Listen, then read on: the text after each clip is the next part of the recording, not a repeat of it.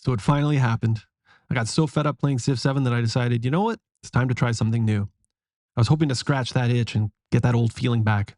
Every time I made a new video talking about how disappointed I was with Civ 7, I had someone commenting that I should try this game or try that game. I did a little research following up on some people's comments and found that a few pursuits might be worthwhile. Or at least I had very little to lose. Steam had a summer sale going on, and I thought, okay, what's the harm? One of the titles on sale for the bargain price of less than 20 Canadian dollars was Europa Universalis IV. I hate Steam, and buying anything on there is a pain. Like, why can't I just buy the game and play? Why do I need Steam? So, Europa Universalis has a base game, more DLCs than I can count, and even a subscription model. Nope, I don't like that. Anyway, I finally managed to get the game installed and booted her up. I found the menus a bit overwhelming, and it took me a while just to get the screen resolution right. When you begin a game, no matter what, you play in the real world. Your choices at startup are about start dates and the political situation you enter into from that time period, going as far back, depending on your DLCs, to just before the discovery of the New World to as far forward as the end of the Napoleonic era.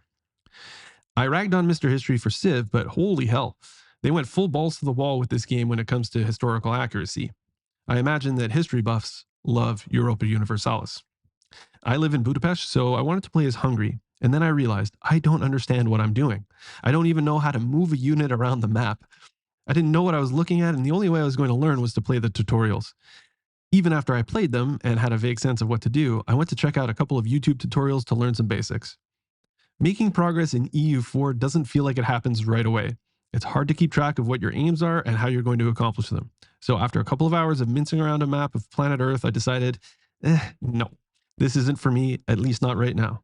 Not while I want to scratch that itch. So I fled back to safety. In no way do I want anybody to think that Europa Universalis is a bad game, not at all. Honestly, I can't really say at this point if it is or isn't. But I will say that, from what little I played, it leans far more heavily into historical accuracy and grand strategy than a 4X game like Civ. The learning curve appears to be steep. But like any game with a steep learning curve and robust and complex mechanics, when you finally understand them, the rewards can be quite high. But moving on. A while back, I posted a video about whether or not Civ developers violated Civ Meyer's rule of thirds when it came to developing Civ 7. In that video, I showed a picture of what is known as the histomap of global power. One person commented that they had the histomap on their wall when they were developing Civ 4. That person was Soren Johnson, who suggested that, if I was looking for a Civ alternative, I should check out Old World by his new company, Mohawk Games. After putting Europa Universalis to the side, on his and other commenters' suggestions, I bought Old World. I loaded up the game and felt right at home. The menu was easy to follow, and you start with a settler on a random map just like any Civ game. I set up my towns, built units, and manipulated the environment to run my economy just like I might in Civ. And in that respect, when compared to Europa Universalis, the means of understanding progress and feedback to how well or poorly you're doing are far more immediate. Old World leans heavy into a few concepts. First, this is a 1 turn equals 1 year kind of game, and it is confined to a fixed time period, basically a family dynasty from antiquity, and lasts no more than about 200 turns, so no progressing onto gunpowder or sending rockets to the stars. Imagine Civ boxed into and getting very granular with the antiquity age. Because you're dealing with managing your country as a dynasty more than a civilization, not only are there other rulers with which to engage in diplomacy, but there are wives, kids, cousins, and concubines all vying for their seat at the table, and they need to be managed. And the way the game does it is through narrative events. You know, narrative events were one of the things I really didn't like in Civ 7 because I feel that they don't belong. But here, because time is so much more laser focused into a smaller time frame, they make a lot of sense. They drive events forward and they make for compelling storytelling. They're not perfect. I find a lot of them overly wordy and they take a while to read, meaning the management between them and you making decisions in the game doesn't always feel perfectly balanced. Still, there's a ton of things they throw at you. You always have to weigh your options in a few ways, and there's a nice bit of randomness to some of the outcomes. As far as the things like storytelling and alternatives to history go, in my little playthrough where I started as King Philip of Greece, I outlived my son Alexander and stayed vital and thriving until the ripe old age of 92. Pretty cool that right there. The game gives you challenges along the way and little missions to complete, similar to what you find in legacy paths in Civ 7, but are absent from other Civ games. Unlike Civ 7, where legacy paths are what lead to specific victories, objectives in Old World are what help steer you through the game. Yes, they contribute to your path to victory, but there is always choice. Examples of objectives can be as simple as controlling a certain number of quarries in your empire, or as complicated as capturing the capital city of one of your rivals. You can take on objectives when they are presented to you. There's always a choice of which objective you can choose to pursue, and you can usually reject them outright if you wish. Despite the inclusion of these objectives, Old World still feels very sandboxy, even if players are led along a certain path of opposition and controlled somewhat down a corridor with a clear progression. For example, there are effectively 3 different types of enemies or rivals in the game. There are barbarians, similar to what you might imagine from Barbs and Civ. They're needlessly aggressive, can't be reasoned with, and don't engage in diplomacy. Then there are tribes, similar to city-states, although not confined to a single settlement. They engage in basic diplomacy, can be friendly or hostile toward you, and have individuals who can marry into your family, take up positions in court, and inspire the next generation's path in life. They live between you and other major nations who compete against you to win the game. You and these rival nations compete to absorb the lands of these smaller tribes into yours in order to become the dominant nation on the continent. And yes, things are more or less confined to a single continent with sharp and clear borders. No circumnavigating the globe here. When playing, the progression is clear. You start with a single warrior and are most likely able to defeat only barbarians. Challenging a tribe too early before you have enough troops to compete with them would be unwise. You'll need to manage relationships with a few of them and decide which ones you want to conquer, because you will want to conquer them in order to grow large enough to compete with the other major nations who are also managing their own relationships with smaller tribes and taking their territory. In my game, playing 1 level above the default, as I got to the end, I was doing pretty well and competing with Rome for the win. In my haste, we declared war on each other, and that's when I realized I leaned too strongly into my economy and not my army, and Rome's forces eventually overwhelmed mine. Looking back, I had been too passive with the smaller tribes and treated them too much like equals in the game rather than opponents I needed to use in some cases and destroy in others. Tribes can support you, and in some cases it's wise to support them, but your country should come first, and because the real aim is to grow your nation, you should look upon tribal lands as yours, because controlling land is one of the key drivers to victory. About land and controlling it. From turn 1, the map is littered with city sites. Your settlers can only build cities on these sites. Unlike Civ, where it is up to you to read the terrain and settle cities where you think they will be most useful, in Old World this is taken care of for you. Barbarians, tribes, and rival nations will all control city sites. If you conquer a rival nation's city, the city will remain and you can simply claim it for yourself after a period of appeasement. If you capture a city site from barbarians or tribes, in order to make use of that city site, you need to defeat whoever is there and hard build a settler to found a city on the site. Do it quickly, because if you defeat whoever is on the site and then leave the area, they will spawn more troops there and you'll need to defeat them again. Old World and Civ have a lot of things in common. This channel is dedicated to Civ, not Old World, so get ready for a ton of comparisons. But I want to talk about things that Old World does really well. First, they have workers that are the backbone of your economy. Not 3-charge builders, but actual old school workers like in Civ's 1 to 4 kind of workers. And holy man, when you start playing with them, you realize just how great old school workers were once upon a time. You have resources to stockpile, the main ones being food, iron, stone, and lumber. Workers build infrastructure around cities, including farms, mines, quarries, and lumber mills that all require technologies to be researched in order to build. And then cities can build specialists to harvest these resources and increase their per-turn yield to add to the stockpile. There are also camps, pastures, and nifty little things that you can build around your cities, like shrines, barracks, archery ranges, odia, and all sorts of other interesting buildings that contribute to different yields and that progressively grow your empire.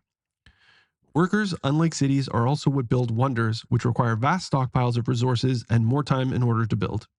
Balancing the productivity in your cities by the infrastructure built by your workers is one of the most enjoyable aspects of Old World, and you realize that, of the genre, they are kind of the foundation that 4X games were built on. So to see them missing from Civ VII, though I wasn't against the change initially, now makes me realize how sad it is that they are gone. In Old World, there are trade-offs to everything. You need certain resources to build certain things, so you need to have an eye on your stockpiles and what resources you need more of and which you can spare. Narrative events can create emergencies where you need to decide if you're going to spend food, lumber, or gold to keep a truce or appease a family. And you always need to weigh growing your cities versus growing your military, and the balance that Old World has struck in this regard is wonderful. This trade-off in decision-making, constantly asking yourself what is important right now versus what might be important later, and how to travel down a winding path to meet all of your objectives, is staggering how they pulled it off. In terms of aesthetics, the world looks great. The fog of war is beautiful. It takes a while to notice, but it really is a fog that moves and billows slowly until you travel into it and discover the world around you. Though Civ VII strives to create a realistic-looking world, especially compared to Civ VI, it gets criticized for turning into an unreadable, sprawling mess. Old World, like Civ VII, strives for realism as well, but strikes a better balance between feeling like a real world and keeping the map clean and readable for players. When I started making thumbnails for my videos, I would show them to my girlfriend, who has a much more discerning eye for what makes things readable. Whenever it came to text, she said that my text should stand out more, and we discovered that by just adding a contrasting stroke to the outside of our text, that it would be more readable. This is an area where Old World's environment really succeeds. The things players need to look at when they play contain a degree of detail and separation from all of the other things on the screen. It's not the kind of thing you really pay attention to or might not know how to articulate a lot of the time, but you feel it when you play. Sometimes when I'm playing Civ VII, I'm so confused because so much in the game is unreadable. The look of Old World solves a lot of that. Old World does some really cool things to tweak mechanics that Civ players would be familiar with, but that elevate the mechanics to interesting new levels. There is a tech tree, but instead of being open and linear, players are presented with a set of cards from which to choose the next tech to research. Once they choose, the cards are then shuffled into the deck, and upon the next opportunity, a new set of 4 cards are dealt to the player. It creates a very welcome bit of randomness and detailed decision making that adds story to the game. Shuffled into the deck are also options that are not technologies that players can choose from, like Free Settler or Training Unit, for which players might not have unlocked the technology. Again, it's another welcome bit of randomness that changes up the way players progress through the game and that increases ever so slightly the game's replayability. Instead of each unit having a fixed number of movement points, your Empire has an orders stockpile that resets every turn. Without getting too in the weeds, you can use your orders to move one unit very far, or use orders to move several units a little bit. Again, it's all a trade-off where you can do many things each turn, but you can't do everything. Really, really cool. Old World deals with combat in a really interesting way. Folks went ape for commanders when they were introduced in Civ VII. Before ever playing Old World, I made a video about how I thought commanders in Civ VII could be improved, but then I played Old World and realized that they had basically figured a lot of things out in a really nice way. Your Empire also has a training yield that accumulates in a stockpile and then caps at a certain number. You can use training points to promote units. You can also assign generals to a unit to make them especially strong, but also in need of protection lest your general die in battle. There's no zone of control, but having a general assigned to a unit and how you use that particular unit in combat now becomes really important and interesting because it adds to the significant events in their lives and grows their reputation, adding to your leader's legitimacy. Yet another yield type indicator offering players feedback on how they're doing. Getting to the end of a game also has a much more satisfying feeling than Civ VII through the use of very simple tables and charts showing players how well they did in a variety of categories. There's also a video that fans of older Civ games will remember that is conspicuously absent from newer Civ games with really no reason or justification.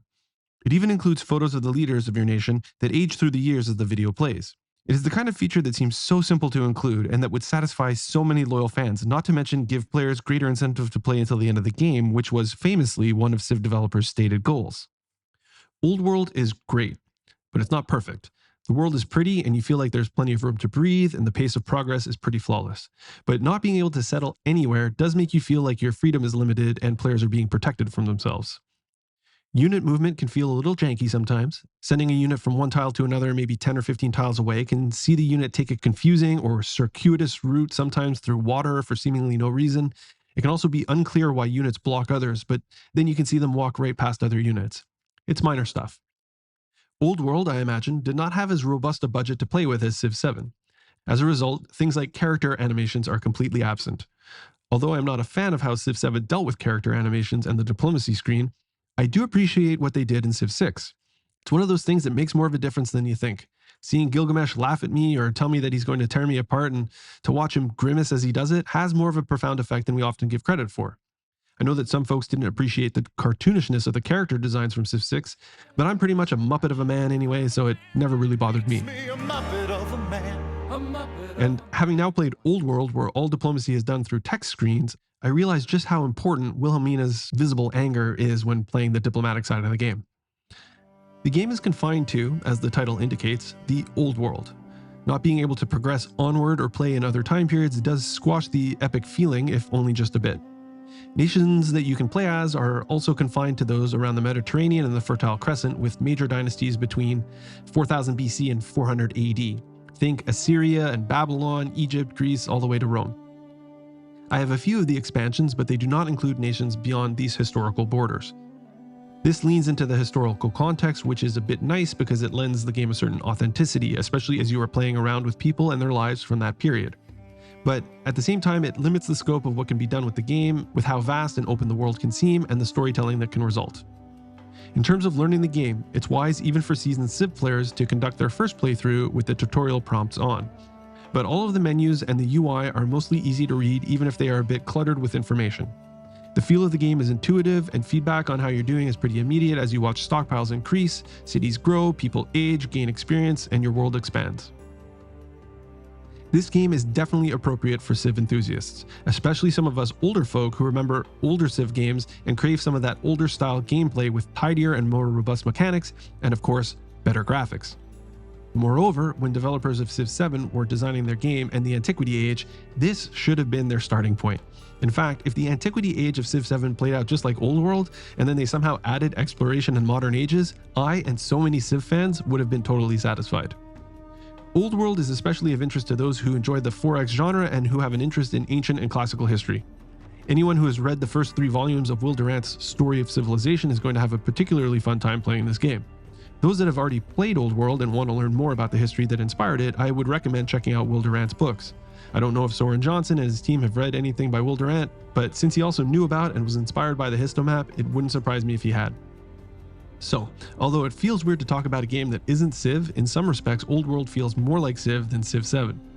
Whatever game you choose to play, remember to keep playing and making your own civilization story, your own amazing path through history, and I'll see you next time.